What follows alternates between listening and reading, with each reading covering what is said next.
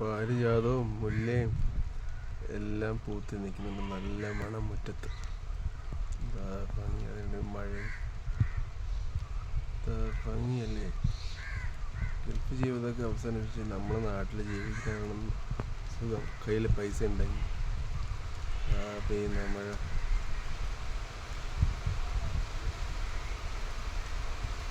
എന്താ വാസന.